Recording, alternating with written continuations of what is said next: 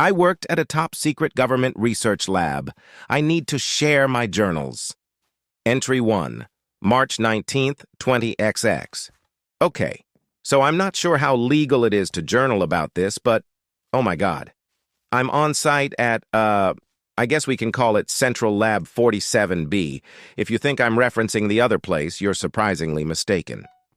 A lifetime's worth of work to be here has finally paid off. And I didn't even know this place existed until 3 months ago. Though, I guess the previous 5 years of prep should have given me an idea that something like this would exist. Still, I don't think 50 years could have fully prepared me for what I'm helping to support. It's funny. So many times I've questioned if my sacrifices were worth it to be in a place like this. Deep down, the answer had always been a resounding no. I was driven forward more by the desire to see what was on the other side. But now, it's almost laughable that that was ever a question in my mind.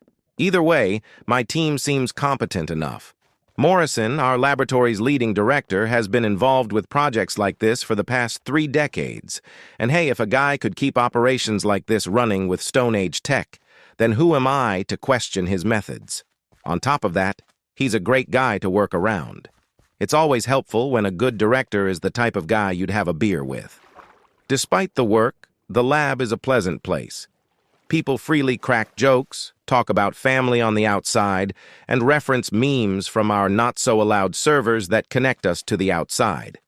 I can't wait to see everything this place has in store for us. I'm certain we'll accomplish great things.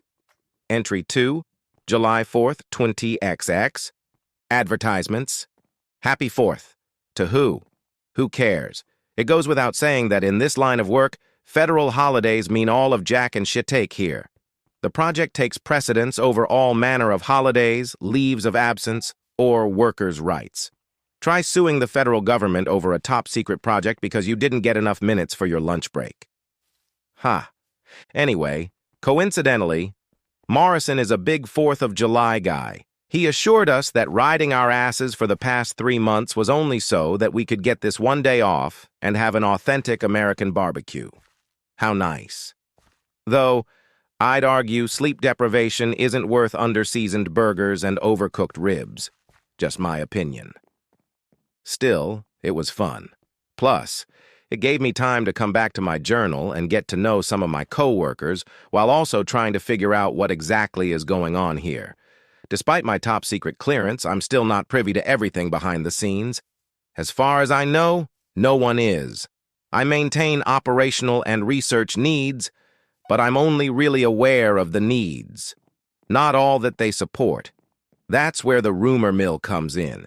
While here, I became close friends with managing senior engineer Abed Abadi. Seeing as Abed is involved with the research, after a couple of beers and a very manly conversation about how much he misses his wife, I'd pop the question, just what are we doing here? To my surprise, he wasn't exactly sure either. From what I could gather, his team is responsible for cell cultivation engineering needs. But more than that. Supposedly, the groups of cells he's looking at are entirely unique to any previously studied genome, including within federal databases. As I understand it, the main goal is to keep them alive with the side project of understanding what stimuli can harm the cells and how they respond. Seriously, just what are we looking at? Entry 3, October 24th, 20XX.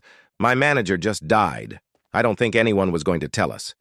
Morrison tried to sell the team on her leaving the facility due to a personal matter, but it sounded like crap from the beginning. More so, when I heard a couple of the higher-ups specifically mention her death in passing while working one of my later nights. Guess classifying information doesn't hold up to human error. My coworker Mia has 2 theories on why. Either it's to keep us productive by preventing us from getting distracted by the news of her death, or it's because death isn't an uncommon thing here, taking a shot of whiskey on it being the former. Still, it feels wrong to continue our work as if nothing happened. I didn't always get along with Wendy, but I think her death at least deserves to be acknowledged. Everyone deserves a moment of silence. This brings into question other reassignments or leaves of absence. If I die, will the same thing happen to me? Entry 4, February 13th, 20XX. +1. They're making me manager. Going to be a short post as I apparently have a party to attend. Abed and Mia found it fit to put together something to celebrate my promotion. Somehow, they got high-quality peppermint schnapps into the facility. I'm excited, but simultaneously I can't shake the ghost of Wendy from my mind. Part of me feels guilty for taking her position. Another part tells me this is what my entire life has been leading up to. I guess we'll see. Entry 5, March 8th, 20XX, +1. Quick post. Things have been going great. Abed somehow smuggled cigars for a movie night with Mia and some of our co-workers. I swear that guy has some crazy connections. Something to look into. I kid, probably. I'm not a smoker, but when in Rome. Also, why does his room have a pool table? I didn't even know that was an option. Gotta thank the taxpayers for that one. I can envision myself here with these people for a really long time. Might even leave with some lifelong friends. Entry 6, April 19th, 20XX. +1. They're finally letting me see it. I was informed yesterday that they're allowing me to see the specimen on which all this has been based. I suppose I impressed whoever is above us in my 2 months of management. Operational support is running as smoothly as ever in my short stint. Or maybe this had always been the plan for me? Regardless, it almost feels like a dream. However, per the standard unnecessarily cryptic governmental practices, I'm not allowed to know when I can see it. Or apparently do anything that shows an unusual level of anticipation. Whatever that means, I'll update later. Entry 7, May 8th, 20XX +1. I don't fully know how to describe what I'm feeling right now. I can't fully remember if I was driven to a different location or walked somewhere within Central Lab 47B. All I can remember is being injected with something, having a bag placed over my head, and then coming into consciousness in a lab. At the center of a hodgepodge of wiring, tubes, and screens was a large tank. Within it was what looked like a pale, amorphous blob.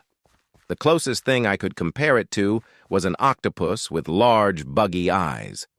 Where a normal cephalopod would have a beak, a sizable gelatinous sac was present, from which 2 snail-like stalks would occasionally expand and contract. At the end of each tentacle were flexible digits that tirelessly explored their transparent prison. Intermittently, it'd flash brilliant colors. An electronic cadence would sometimes follow, and an iridescent skin flap with tiny, intricate patterns would extend from its cranium. I imagined it was as if it were showing off extra neurons, almost like a display of its intelligence. But then again, how smart is a creature that was in the state it was in? Noticeably, a significant amount of gray slime seemed to have accumulated at the bottom of its tank. It didn't look like a lifeless mucus, but more like fungi or a slime mold. It would spit these rigid structures from its stalks that would quickly find their way to the tank's edges before disintegrating and settling at the bottom. Supposedly, these would build up and routinely need cleaning. But they were fascinating nonetheless. As I sat there, observing, Morrison was beside me. Given his position, I assumed he'd seen this thing countless times, and even still, he appeared spellbound by the specimen. It was almost as if he was in a trance. But how could I blame him? What we were observing was fascinating, something entirely new for our species. Before I knew it, I was rushed out and debriefed on the situation. It was found in the depths of our oceans, so they say. Apparently, scientists using an unmanned drone caught another one of its kind, giving birth to the creature we have here. Or rather, it gave birth to a lot of eggs, and this is one of the few that survived. The parent was caught later on. After various forms of genetic analysis on top of other tests, the original research team discovered that it contained a very minuscule genetic relation to any known animal on Earth. And even then, it would suggest a very basic shared genetic connection that predates the formation of our planet.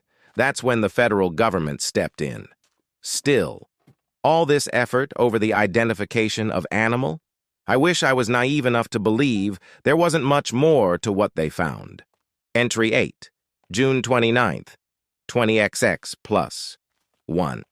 There's a weird vibe in the lab lately. What was once a place of passionate folks who were all too happy to have a conversation has turned surprisingly cold. I don't really get it. We're all stuck here together, isolated from the rest of the world. Leaning on each other was the only thing keeping us sane. And now people kind of keep their heads down. It's throwing me off. Also, there's a strange smell now. I don't know if anyone has picked up on it yet, but I catch whiffs of it occasionally. I'm going to do my best to stay in my room when I don't have to be in the office. Maybe the cleaning crew has been slacking on clearing out the vents. Entry 9, July 5th, 20XX plus 1. We didn't get a 4th of July party this year, though it feels like we've all been working harder now than ever. Morrison actually yelled at a guy today. I didn't know he had that in him. He's always been so even-keeled. I've seen some guys mess up pretty badly in the past, and his first reaction has always been, "It's okay. How can we do better next time?" I feel bad. I mean, he really tore into the poor bastard. Thankfully, Abed and Mia seem to be okay from all of this. Abed's been busier as research needs have ramped up, but I was able to talk to Mia alone for a bit. She brought up similar concerns in addition to the fact that, supposedly, the lab is looking to divert funds, resources, and personnel from other wings into research. According to Mia, due to unforeseen circumstances regarding crucial people in other non-essential departments, the lab no longer sees it fit to waste resources maintaining them. Janitorial services have been majorly reduced. Our human resources department is gone. Employee enrichment services are gone. Our accounting department has been reduced, and all research on how these cells can apply to modern medicine has been scrapped. All this, among other things. What the hell is happening? The smell is getting worse, by the way. Entry 10, August 21st, 20XX plus 1. I didn't know who to ask about leaving, so I discussed it with someone on Morrison's team. I didn't want to go to him directly. He's been scary lately. What they told me was that because of the contract I signed and because of the things I had seen, I absolutely had to stay the remainder of my agreed-upon term, be fully debriefed by an HR representative, which no longer exists, have multiple meetings with multiple councils and unnamed people to discuss my findings and wait for an accounting executive, which no longer exists, to perform an audit to ensure I wasn't lying about my use of government property or finances. I'm also subject to a personal investigation of an unspecified period. Alternatively, I could attempt to breach my contract and be thrown in federal prison. Or worse. Effectively, I was screwed. I figured I'd vent with Abed over a bottle of whiskey, but he's been unresponsive to my messages, and I haven't seen him around the lab. I decided to see what Mia was doing when I came across a disturbing sight. What looked like some sort of mold was staining the lab walls. Not overly so, but enough to where it was hard to walk by without noticing patches of it, most notably around the vents. I mentioned this to one of the few janitorial staff members, and he told me it was normal. Apparently, it had shown up relatively recently. When they looked into it, they found it wasn't mold, so it was probably harmless. Maybe staining from damaged pipes. Either way, he promised to look into it, but I don't have much faith there. When I finally reached Mia's room, she told me she was feeling sick and couldn't talk. Come to think of it, I've also been pretty under the weather. I'm starting to get hot flashes completing this entry, so I guess I'll end this here. I'll take the excuse to watch horror movies and pass out for 12 hours. Entry 11, November 2nd, 20XX plus 1. Morrison got into a fight. Per usual, he was berating a researcher over his findings regarding cell cultivation and the ideal temperature to maintain one of the eggs we had in storage. Apparently, the results weren't good enough. Mind you, we don't know anything about this animal. We're starting from scratch here and performing miracles to keep this thing and its siblings alive, much less routinely finding the absolute best conditions for it.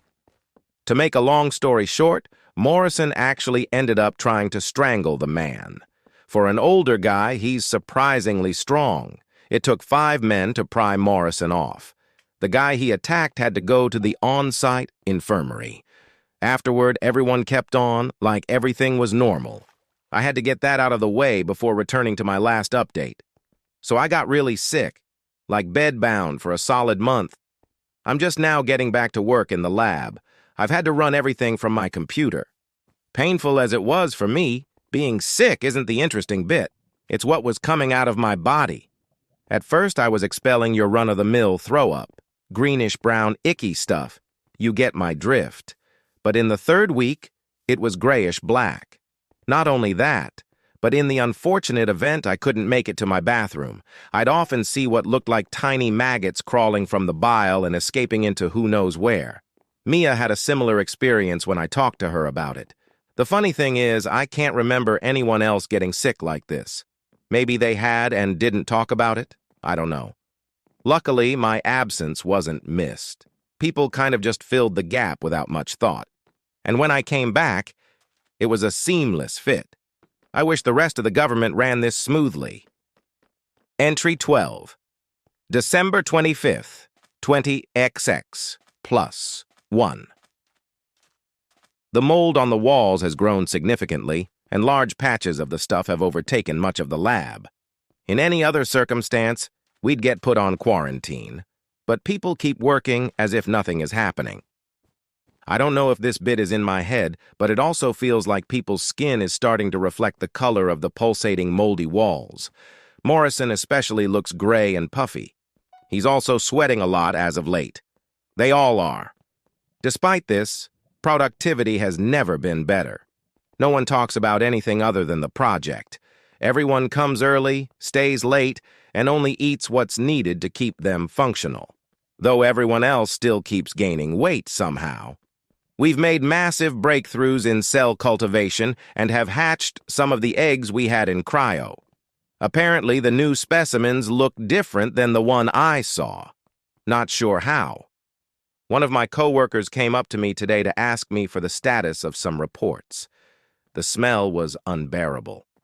The skin on the fatty tissue that had accumulated on what was once a slender neck was peeling badly. The yellowing of his eyes had reached the point where they were nearly amber, and thick veins on his hands writhed as if something was using them to move around his body. And he was just one case. Everyone has taken on a somewhat mutated version of what they once were.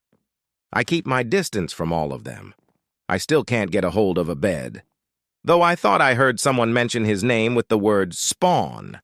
Mia is the only other person here that seems normal. Who knows for how long?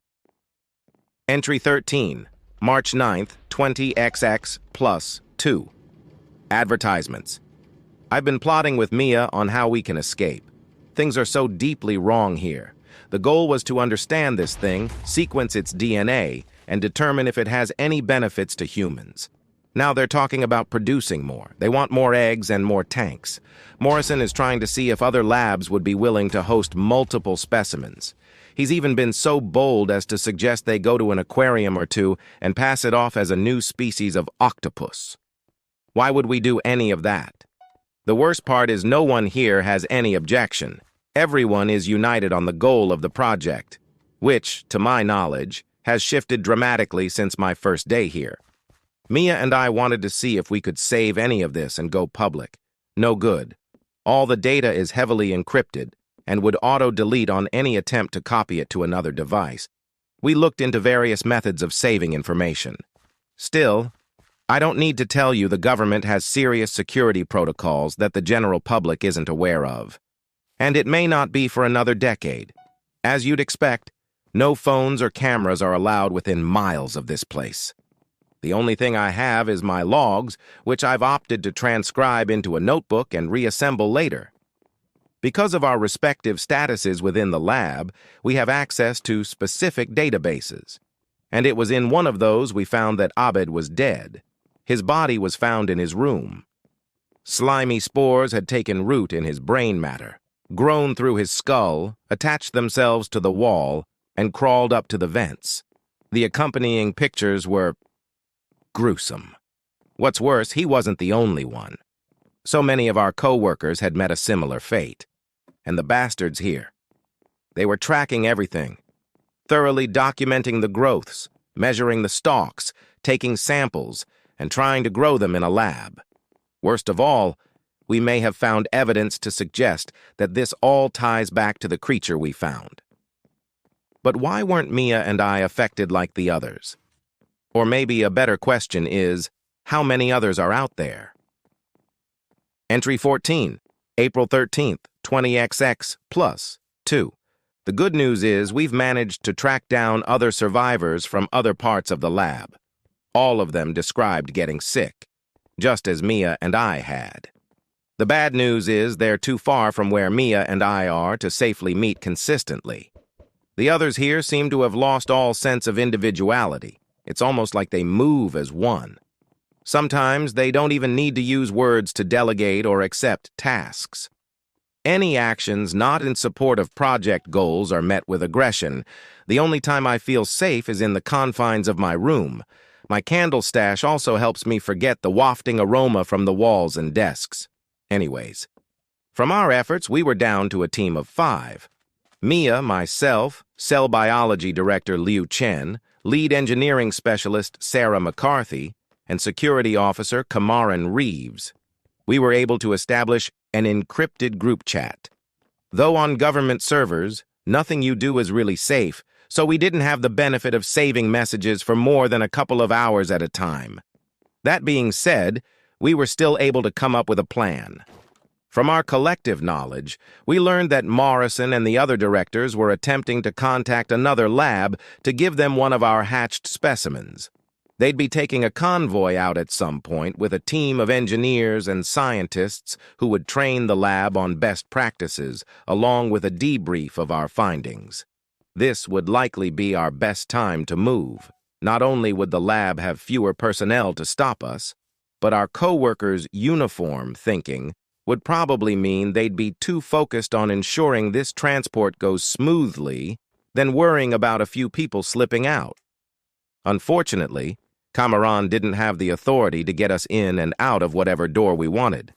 However, as lead engineer, Sarah was privileged to request access to certain lab areas for maintenance checks. Furthermore, Director Chen had the authority to approve such a request and could ask that Reeves be upgraded with the necessary clearances to most areas, including the exit. So the plan was simple. We'd wait until the convoy was planning to leave, rendezvous near the front, and walk out the door. Easy. Except for the 60-mile trek from the lab to civilization, with armed security watching everyone who exits. That's where we'd have to get creative. Technically, due to our contract, no one is allowed to leave the area unless given special permission approved by multiple parties. We would never be given that approval. Luckily, directors are given their own tracked vehicles to travel between the different buildings. Maybe we can convince external security that we're escorting Chen for a debrief. If we're lucky, they should only scan Chen and Cameron's ID cards for approval. From there, we drive until we're out of shooting range, ditch the car, and hike back to civilization. After days of brainstorming, I'm disappointed this is what we came up with. We'll fine-tune as time goes on. Here's to not getting our brains eaten by spores. Entry 15, May 1st, 20XX plus 2. Everything became very real today. Chen was able to get a date for the convoy. It's closer than expected. In light of this, we decided to do our homework early. We'd try to get Reeves the approvals he needs first. Meanwhile, Sarah would do her best to slow down the security systems around the exit. She'd work with Reeves to time a mandatory system update and reset with our escape. Mia and I would direct staff towards complex and meaningless tasks. The goal ultimately was to keep everyone so preoccupied with busy work that they didn't notice us working behind the scenes, or unwittingly supporting some of the other plans we had in place. I've also been working extra to specifically slow down security resource needs and ensure that intensive project deadlines coincide with when we plan to escape. I don't know how on earth Kamaran got access to these, but when I found an unmarked box at my door, I didn't know whether or not to open it. Only when he sent a message to the group saying, 3 shots. Emergencies only. Did the pit in my stomach grow from a seed to a redwood? Inside was a small, foldable gun about the size of a credit card. 3 rounds of ammunition were stored in a tiny compartment on the weapon. Even staring at it now, I'm getting chills. Entry 16, June 3rd, 20XX plus 2. We're biding our time now. We're putting some finishing touches on our plan and waiting. Good thing, too. The mold has wholly overtaken the lab and attached to our electronics. It almost feels like it's breathing. Even if I'm immune to whatever this stuff is now, it surely can't be good to live it every day. I saw Morrison for the first time in a while. His eyes were gelatinous sacs with parasites pulsating in the fluid. At first, I assumed the parasites completely blinded him, but from how he was watching us all, I felt that couldn't be further from the truth. Every time one of us would move from our desk, one of his bulbous eyes would track us until something more interesting caught his attention. Say, for example, another fight breaking out in the lab. Fights were common now. Whenever someone was deemed to be slacking or actively detrimental to the good of the project, people would take it upon themselves to rectify the situation physically. It's not uncommon for this retribution to go too far. I'm not sure where the bodies of those killed by the angry mobs go, but I have a hunch. Here's the thing. Approval to be here is a long and arduous process. You would assume that every person, even if they're slacking a bit, is too important to lose. Oddly enough, that hasn't been the case.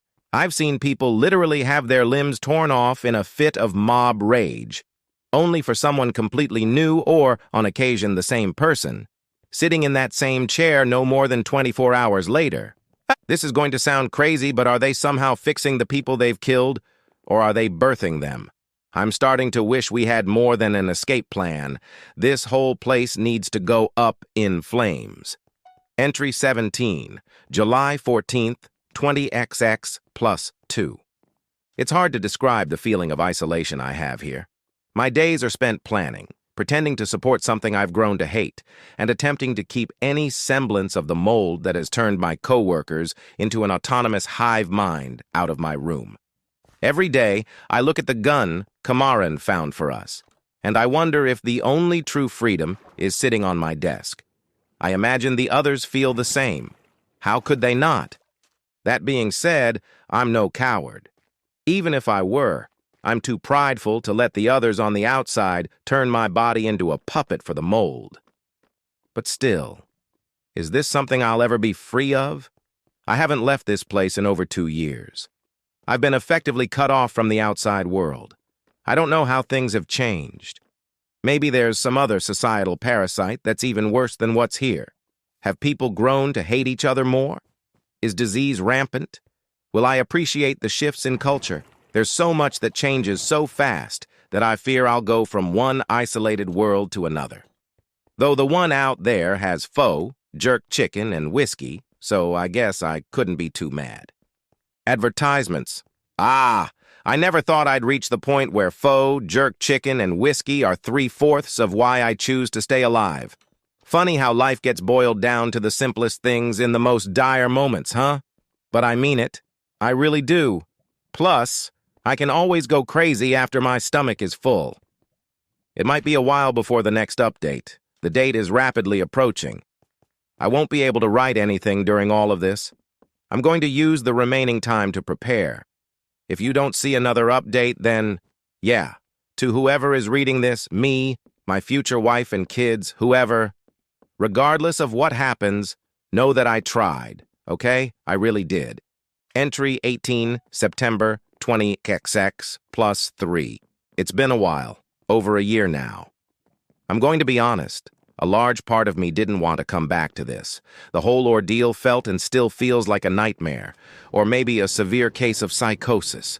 Either way, I found myself feeling incredibly guilty for ignoring what happened, and it's not like I can share government secrets with my therapist, so here I am. I suppose I'll start with the day of the convoy leaving. So much planning and preparation had gone into that day. As expected, the focus of the entire lab was moving the specimen to another location. Morrison and some other directors were to be part of the move. Chen and the remaining leadership would hang back and run operations in their absence. This was good for us. As planned, Sarah was able to get the exit door's maintenance request approved, thanks to the damage she had done in the previous months. Chen had gotten Reeves the proper approvals to escort her to the exit. In real time, it would have seemed suspicious for Sarah to fix the doors herself. But as managers of our respective teams, all it took was a slightly heated conversation about how I needed her team back at the cell rejuvenation bay and that she could handle the simple task of the doors by herself, an order backed by Director Chen in person. Mia had a more difficult time moving around. Still, when I came around and informed everyone that I'd need about an hour of her time to discuss meeting operational goals, we were all there. There was a slight hiccup when one of the replaced employees wouldn't leave. These guys were usually obsessed with working, so I wasn't sure why he needed to hang around and watch us. The answer came when he walked over. His face was all too familiar. A bed. Or some twisted version of him. I think he knew what we were up to. And he easily could have ratted us out. Part of me wanted to reach out and tell him to come with us to safety. My anger and hatred for this place wouldn't allow me to leave someone that I had grown so close to. How could I? Kamaran, however, had different plans. He rushed Abed's clone, clasped his hand around his face, and brought the credit card-sized gun to his temple. I couldn't hear too well, but I could make out the undeniable words of a very strong threat. I wanted so badly to rip Kamaran off of Abed and punch his teeth in for attacking my friend. For a moment, I even took a step forward. Luckily, my rational mind kicked in when I caught those amber eyes and realized my friend was gone. This was only an abominable imitation of the man I knew. After the scuffle, the two got up. The Abed clone looked at Mia and me and promptly left. Hopefully, by the time he'd informed the others, if he informed the others, we'd be long gone. In all honesty, outside of that, things went pretty smoothly with the security system out and the ever-present maggot-filled eyes of the other directors not on us at all times. The lab, being relatively empty for the first time, allowed us to get the doors open and slip out into the entrance hall without being noticed. It's when we got outside. God. I'm still not past what we saw. It's a big reason why I never wanted to come back to this. There wasn't security outside. In fact, I'd bet security hadn't been outside in months. It was a fucking nest. An enormous, moldy nest had wholly overtaken the entrance hall. Thousands of those octopus things in various stages of life were embedded in the nest with countless eggs. As we carefully walked by, almost in unison, they extended that sickening, iridescent skin flap on their heads. It was blinding. The final door to the outside was nearly molded over. Only a tiny crawl space was available to us. I remember we all just stared, not entirely sure what to do. Breaking the silence, I asked Chen where the car was. All he could do was return a blank expression. Mia tried the same while grabbing him by the shoulders. His only response was a faint, "I created this." Kamaran started shaking violently, repeating, "No, no, no," as he sank into the ground. Immediately, a long tentacle grabbed him by the ankle, and he screamed. I spun towards him, but there was nothing I could do. A myriad of those creatures covered him in seconds. I panicked, grabbed Mia, shouted for everyone to leave, and rushed her toward the door. Sarah took a second, but was close behind us. I quickly looked back and saw Chen still refusing to move. I shouted again, but once more it fell on deaf ears. Ultimately, it'd be the last I'd ever see of him. I dove headfirst toward the opening. Tiny tentacles curiously latched onto me. Dread deeper than anything I had experienced before permeated my body. Clawing at the hard ground in front of me until the tips of my fingers bled, I finally popped out of the other side with a primal scream. Behind me followed the distinct sound of 2 rounds going off and Mia crawling out of the dirt. Sarah followed with her arms extended. The things had gotten hold of her, and they wanted her badly. Mia and I each grabbed an arm and pulled with so much force I was worried we'd end up dislocating her shoulders. But that was nothing compared to becoming food for an army of hell spawns. With a final heave, we pulled her out of the tiny space. With her came one of the cephalopods that began squirming violently in the dirt. In a rage, Sarah ran over and stomped on the thing repeatedly until it was nothing but an unrecognizable stain on the ground, screaming all the while. She broke down after realizing the thing was dead. We got her to her feet and took one final look at what had become our prison over the past 2 years. The outside had decayed much faster than a building of its kind should. Intermittently, we'd see the octopus creatures poking out into the sunlight only to recoil when the heat touched their skin.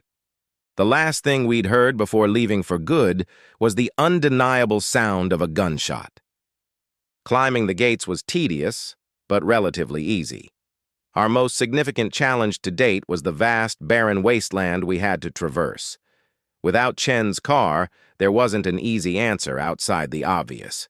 We had to keep walking until we hit a highway. Luckily, on my way out, I grabbed a compass and some first aid stuff and researched the nearest highway. I'll spare the details of what was a monotonous hike until we hit something.